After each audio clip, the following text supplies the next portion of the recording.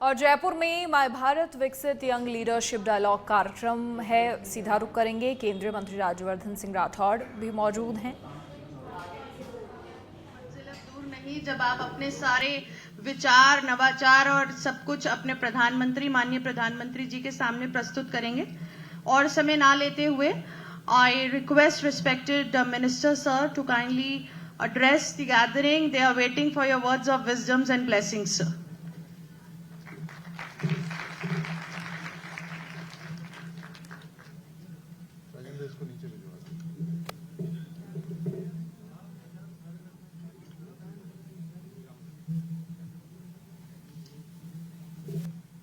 राजस्थान युवा बोर्ड का ये जो कार्यक्रम है, आप प्लीज बैठी। राजस्थान युवा बोर्ड का जो आज ये कार्यक्रम, जहां हमारे राजस्थान युवा महोत्सव से बहुत सारे युवा सेलेक्ट होकर, अलग अलग मुकाबलों के अंदर सेलेक्ट होकर राष्ट्रीय youth championship, national youth festival के अंदर जो पार्टिसिपेट करने के लिए जा रहे हैं। यहां पर राजेंद्र जी मौजूद हैं, अनीता मीणा जी, केसी पहाड़िया जी, और खास तौर से आप सभी मेरे युवा साथी जिनके मुस्कुराते चेहरे मुझे नजर आ रहे हैं। आप सबको सबसे पहले तो बहुत बहुत नमस्कार, a very good evening to all of you. और हमारे मीडिया के साथी यहां पर मौजूद हैं।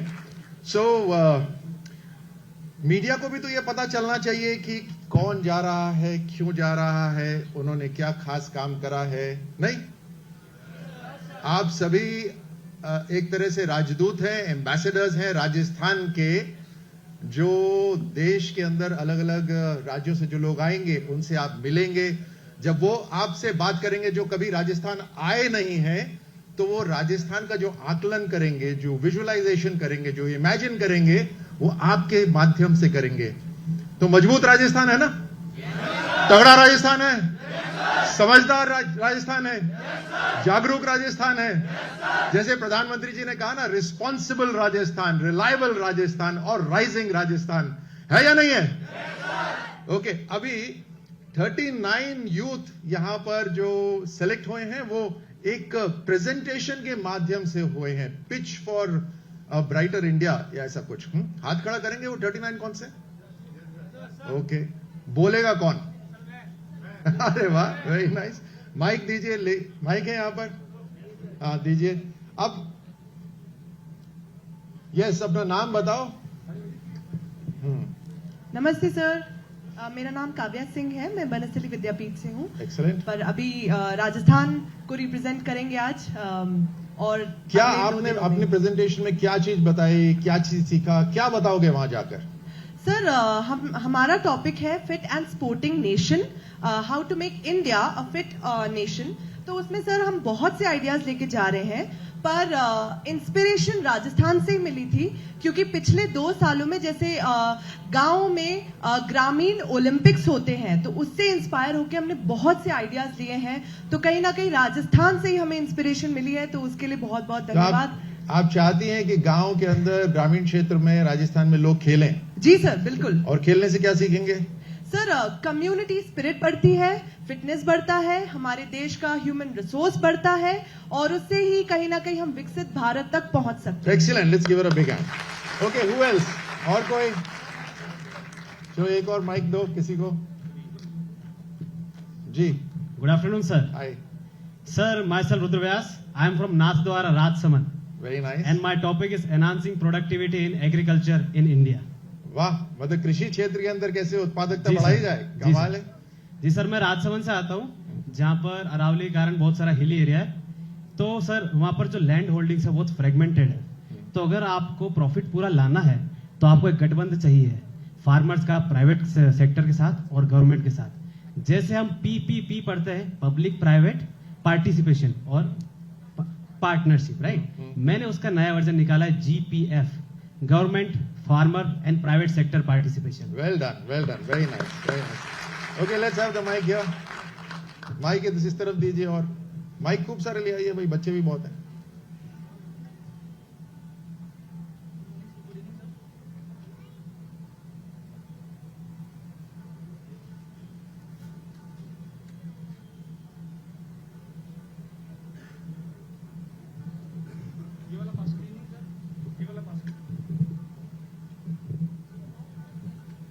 Good evening sir.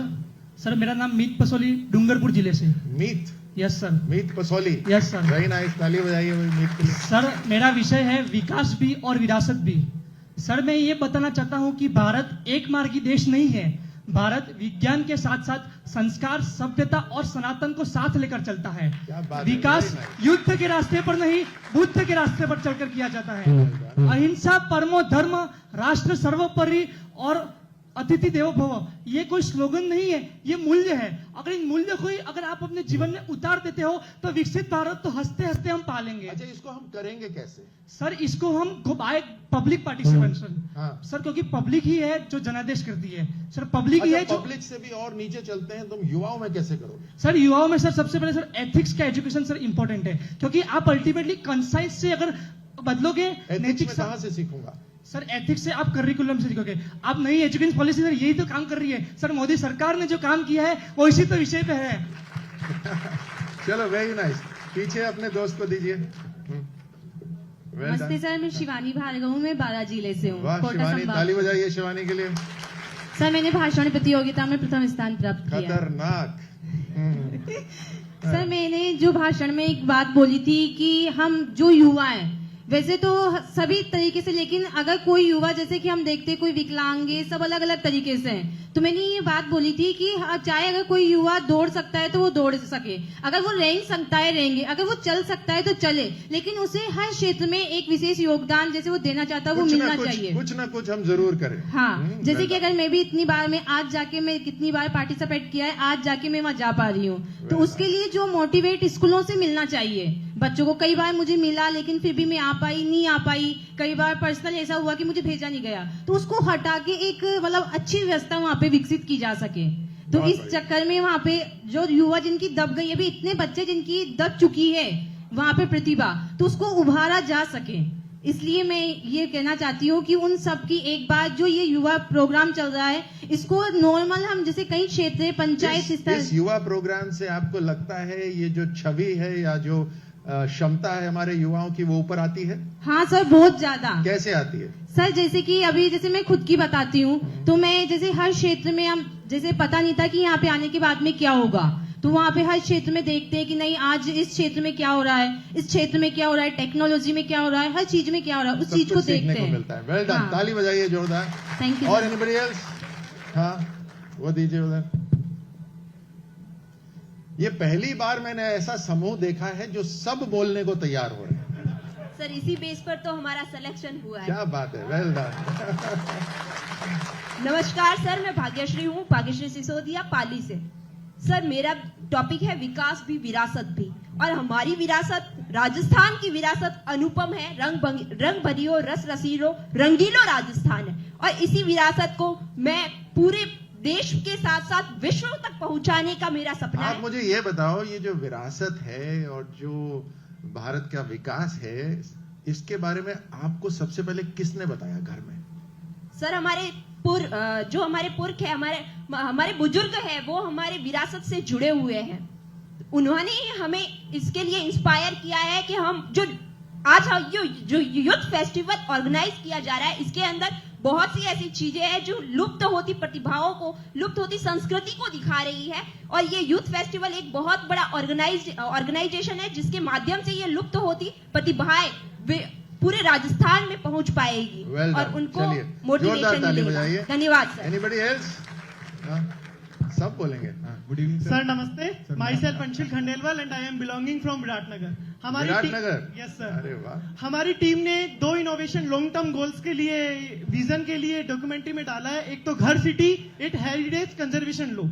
घर सिटी मतलब global healing and Ayurvedic rehabilitation, आराम से। मतलब कि आयुर्वेदा की तरफ पूरे इंडिया के अंदर अभी सब केमिकल की तरफ दौड़ रहे हैं। तो एक पीएम मोदी जी को, क्योंकि घर सिटी बनाने के अंदर काफी सारा टाइम लगेगा। अमेरिका के अंदर अमेरिका अपनी ये सिटी, घर सिटी का मुझे कॉन्सेप्ट नहीं समझ में आया, समझाओ। Global healing and Ayurvedic rehabilitation. Oh, acronym है ये। हाँ, घर जैसे सिटी। हमने, हमारा घर है तो हम चाहते हैं कि आयुर्वेदा के अंदर वापस उसका रिहेबिलिटेशन हो। ओके, वेल एक है हेरिटेज कंजर्वेशन लो।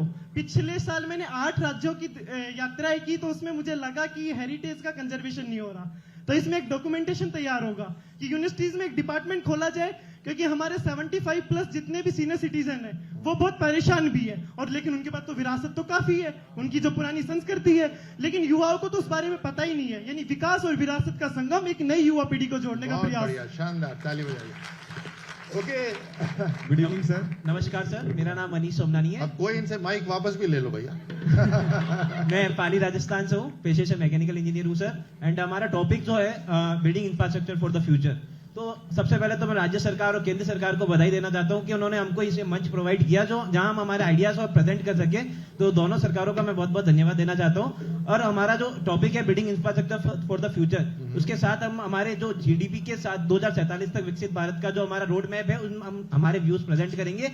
और सबसे उससे ये मैं कहना चाहता हूँ, हमारे विकसित भारत के लिए कोई एक चीज मुझे बताओ जो तुम वहां प्रेजेंट करने वाले हो। सर हम मल्टीपल टॉपिक्स लिए हैं, जिनमें हमारा एक है जो रिवर फ्रंट डेवलपमेंट के नाम से हमने। River front development. Yes sir. तो मैं पाली से आता हूँ, वहाँ वाटर शॉर्टेज की बहुत बड़ी प्रॉब्लम है सर। हर साल बारिश आती है तो हम उस पर डिपेंड रहते हैं, नहीं तो हमको जोधपुर से वाटर ट्रेन के थ्रू हमको पानी पहुंचता है। तो हम इस पे भी हमने बहुत काम किया और हमारे आइडियाज हम प्रेजेंट करने वाले हैं। एंड मैं ये आपको आश्वस्त करना चाहता हूँ, हम जो 39 सिलेक्ट हुए हैं, हम राजस्थान का परचम लहरा के आएंगे भारत मंडपम दिल्ली में। Okay, excellent. सो ये मीडिया के मेरे साथियों को मैं बतलाना चाहता हूं, ये हैं वो 39 हमारे वीर योद्धा जो अलग अलग विषयों के ऊपर तैयारी कर चुके हैं, मुकाबले में ये जीते हैं और अब अपने जाकर विचार राष्ट्रीय लेवल पर दूसरे राज्यों के साथ देंगे, उनको प्रेजेंटेशन देंगे और संभव हुआ तो वहां पे प्रधानमंत्री मोदी जी भी इनकी बात सुनेंगे। तो बहुत बहुत बधाई आप सभी को, बहुत बहुत शानदार शुभकामनाएं। और ग्रुप हैं यहां पर जिनको जाने का मौका मिल रहा है, उसमें से मेरे ख्याल से फोक डांसिंग, हाँ हाथ खड़े करो, फोक डांसिंग, माइक ले जाकर उधर दीजिए। कौन बोलेगा आप में से क्या डांस करती हैं, कितने समय से प्रैक्टिस कर रही थी, कुछ बताइए अपने नृत्य के बारे में हमारे को।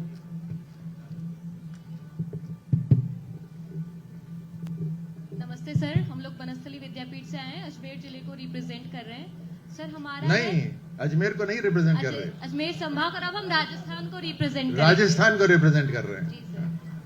तो सर हम लोग जो है वो भवाई नृत्य करते इनका हैं। सिलेक्शन कराए, अजमेर के लिए थोड़ी ना कराए इनका सिलेक्शन। सर अब हम अभी तक हम अजमेर को रिप्रेजेंट कर अब रहे थे, भूल जाओ, अब राजस्थान को याद represent रखो। करेंगे। चलिए बोलिए। सर हम लोग भवाई नृत्य करते हैं, इसमें हम लोग अपने सर पे चरिया बैलेंस करते हैं और उसमें हम ऊपर वाला जो हमारा चरी होता है उसमें हम आग जलाते हैं, क्योंकि हमारा कल्चर था राजस्थान में पहले लाइट नहीं होती थी और औरतें दूर दूर से पानी भर कर लेकर आती थी, तो इसीलिए हम लोग उनको बैलेंस करते हैं और कई प्रॉप्स यूज करते हैं, जैसे कील पर चढ़ना, तलवार पर चढ़ना और पराते चलाना। जैसा कि कल आप लोग तलवार पे जब खड़े हो जाते हैं, कील पे खड़े होते हैं, आपको दर्द नहीं होता? सर वो प्रैक्टिस मैक्सिमम इम्परफेक्ट, तो वही। और इसमें काफी टाइम लगता है सर बैलेंस करने में चरियों को, काफी वेग भी होता है उनमें। चलिए, और बड़ा अच्छा तालमेल हमने देखा था जब आप अपने नृत्य का प्रदर्शन कर रहे थे, बहुत तालमेल था आपस में। उसके इतने तालमेल के साथ पीछे भी जब आप चल रही थी तो किसी से टकरा नहीं रही थी। जी सर, तो इसकी हम लोगों के यहाँ सर 5 फोल्ड एजुकेशन सिस्टम होता है, तो बनस्थली में पहले से ही ये चलता आ रहा है कि हम लोगों को किसी न किसी एक्टिविटी में पार्टिसिपेट करना होता है, चाहे वो मतलब हम लोग डांस सीखें या स्पोर्ट्स लें या फिर एथिक्स की क्लासेस हो, तो हम लोगों को एक न एक करना ही होता है और ये हमारी साल भर चलती है। इसके लिए कोई एक्स्ट्रा फीस नहीं लगती है, तो हम लोगों को कुछ ना कुछ सीखना ही होता है और उसके बदौलत मतलब हमारे वाइस चांसलर मैम इतना कुछ करती हैं हमारे लिए, तो हम लोग यहाँ पर आकर रिप्रेजेंट कर पाते हैं और हम लोगों की कोई एक्स्ट्रा फीस या कोई एक्स्ट्रा। चलिए बढ़िया, आप सबको पूरे राजस्थान की तरफ से बहुत बहुत शुभकामनाएं। खूब मजे से वहां डांस करिएगा, जरूर आप जीतेंगे। इसके साथ साथ लोक गायन के भी कलाकार सिलेक्ट हुए हैं। हाँ, ये समूह लोक गायन है ना? जी जी। बाकी साथी कहाँ है तुम्हारे? तो तुम इतने घबराए क्यों बैठे हो सारे? हाँ, सभी खड़े हो जाओ। हाँ, अब बताओ क्या लोक गायन कर रहे हो, क्या कहाँ से प्रैक्टिस कर रहे हो, किसने सिखाया? जी प्रणाम सर, मेरा नाम रणवीर है, मैं पाली मारवाड़ से बिलोंग करता हूँ और हमारे ग्रुप अभी तो हमने परिवार से ही सीखा सर। मेरे पापा गाते थे और मेरे अंकल जी सब गाते थे, उनसे ही सब सीखा है सर और काफी पुस्तकों से गा रहे हैं सर राजस्थानी लोक गायन में। चलिए एक बार जोरदार ताली इन सब के लिए, कितना शानदार। और क्या क्या गीत वहां पर सुनाएंगे? जी सर, हमने 2-3 गानों की अलग अलग प्रैक्टिस की है, जिसमें हमारा केसरिया बालम है, एक गणगौर वाला सॉन्ग है और एक जलालो बिलालो एक फेमस सॉन्ग है सर। तो एक दो लाइन गा के सुनाओगे सबको? जी जी सर, बिल्कुल बिल्कुल। चलो एक आध माइक और पकड़ा दो इनको।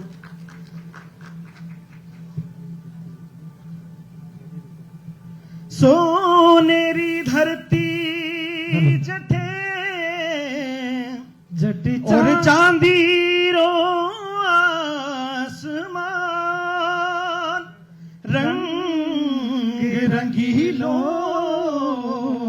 हो जिरस भरो मारो प्यारो राजस्थान जी, प्यारो राजस्थान। बहुत बढ़िया, बहुत बढ़िया। धन्यवाद और बहुत बहुत शुभकामनाएं सबको। कविता पाठ वाले भी यहां पर हैं। कहां हैं कविता पाठ वाले? एक ही हैं आप? दो है ना? क्या नाम है आपका? और कुछ बताइए अपने बारे में। कविता पाठ का शौक कैसे पड़ा, सब कुछ बताइए। सर, मेरा नाम उदिता सक्सेना है। मैं राजस्थान के शेखावाटी अंचल से आई हूँ और मैं वहाँ पे एक पर्यटक गाइड हूँ। तो जब देश विदेश के सैलानी वहाँ पर आते तुम तो इतनी सी हो यार, इतनी सी तुम पर्यटक गाइड। जी, मैं मिनिस्ट्री ऑफ टूरिज्म से एक गवर्नमेंट का एग्जाम हुआ था, वहाँ पे गाइड लाइसेंस प्रोवाइड करे हैं। तो सर मैंने वो क्वालिफाइड किया है और मैं वहाँ पे well done, she's very qualified. Sir जो भी विदेशी सैलानी देशी सैलानी वहाँ आते हैं, मैं उनको बिल्कुल शेखावाटी की हवेलियाँ, वहाँ का इतिहास बताती हूँ। तो सर उसी से इंस्पायर होके जब हम उनको दिखाते हैं तो कई विरासतें हैं। जैसे यहाँ पे सारे युवा कलाकार बात कर रहे हैं विरासत पे गर्व करने की। तो सर जब हम वहाँ देखते हैं तो कई सैलानियों के मन में सवाल आते हैं कि कुछ हवेलियों को कुछ भूमाफिया या कुछ सांप्रदायिक तत्व वो उनको खंडर बना रहे हैं, उनको लूटपाट करके कुछ खाली कर रहे हैं। तो सर उनके मन में कई सवाल आ रहे हैं कि इस तरह का क्यों हो रहा है। यहाँ के जो ओरिजिनल उद्योगपति हैं सर, आप जानते हैं बिरला, पिरामिड्स, गोयनकास, पोद्दार, ये सब हमारे शेखावाटी के जन्मभूमि से आए हैं और उसके बावजूद सर वो यहाँ से पलायन कर गए हैं और उनकी प्रॉपर्टियां अब अबेंडेंट पड़ी हैं और खंडर हुए जा रही हैं। तो सर उस हवेली को फील करते हुए मैंने अपनी कविता रची थी, मैं हूँ हवेली क्यों तन्हा यूं अकेली, मैं हूँ हवेली क्यों तन्हा यूं अकेली। सर मैं आपको दो पंक्तियों के साथ कहना चाहूंगी। एक हवेली जो कभी थी शान, एक हवेली जो कभी थी शान, सेठों की दुनिया का थी प्रमाण। एक हवेली जो कभी थी शान, सेठों की दुनिया का थी प्रमाण। बेजान सी खड़ी आज, बेजान सी खड़ी आज, सहेजे अतीत के कुछ निशान। थी जहां सोने की छांव, थी जहां सोने की छांव, चांदी का मूल, खुशियों के आंगन में बजते थे ढोल। संगमरमर की दीवारें बयां करती थी दास्तां, संगमरमर की दीवारें बयां करती थी दास्तां। वो ईंटें जोड़ती थी रूह और जहां, वो ईंटें जोड़ती थी रूह और जहां। चमचमाती थी खिड़कियां, महंगे थे दरवाजे, चमचमाती थी खिड़कियां, महंगे थे दरवाजे। बयां करते थे सभी रुतबे के अंदाजे, बयां करते थे सभी रुतबे के अंदाजे। कभी उनसे झूलते पर्दे सुनाते थे कहानी, यही है वो सदी की इमारत पुरानी, यही है वो सदी।